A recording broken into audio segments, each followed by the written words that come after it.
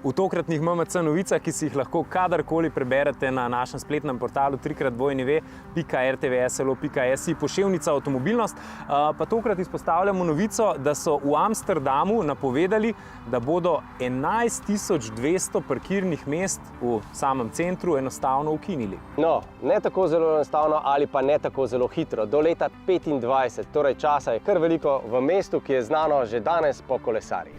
Največja dogodka tokratnih novic sta bila salona v Šanghaju in New Yorku. Oba sta prinesla kar nekaj premier, ki bodo vplivale tudi na dogajanje v Evropi. Prvi novinec je električni športni terenec City KZE. Renaultov prvi električni avtomobil najmanjšega segmenta. Kitajski velikan Geely je predstavil prvo povsem lastno znamko električnih avtomobilov višjega razreda Geometry. Prvi izmed 10 prihajajočih modelov je limuzina s preprostim imenom A. Volkswagen je v Šanghaj prišel s študijo električnega križanca in postregel s podatkom, da v naslednjem desetletju načrtuje prodajo več kot 22 milijonov vozil.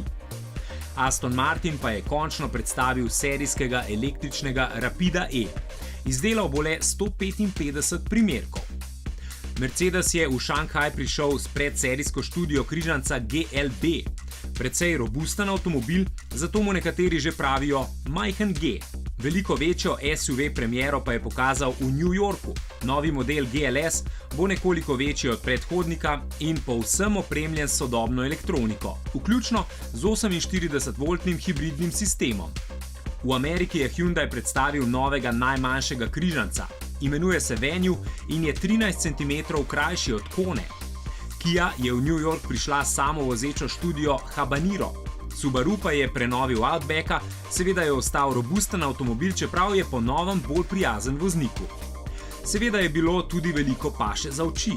Recimo Volkswagenov Atlas Basecamp, ultimativni off-road camper.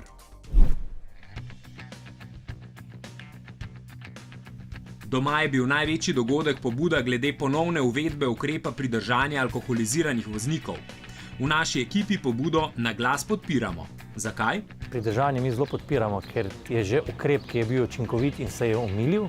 To pa govorijo številke, da smo leta 2012 imeli preko 2600 pridržanih oseb in so te številke padle na 260 v lanskem letu. Ukrep pridržanja pomeni, da bomo zopet dali zelo jasno sporočilo, da vsako vinjene osebe je treba odstraniti iz ceste takoj in na licu mesta. In kaj bi lahko pomagalo k streznitvi? Recimo pok varnostne zračne blazine.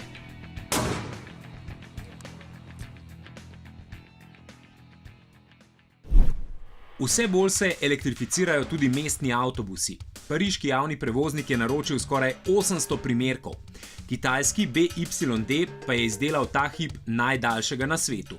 Tridelni avtobus je dolg 27 metrov in lahko med dvema polnjenjema naredi 300 km z do 250 potniki. Superlativi pa so tudi na nebu. V soboto je z površine puščave Mojave poletelo največje letalo doslej. Stratolaunch z 2 trupoma in krili z razponom skoraj 120 metrov.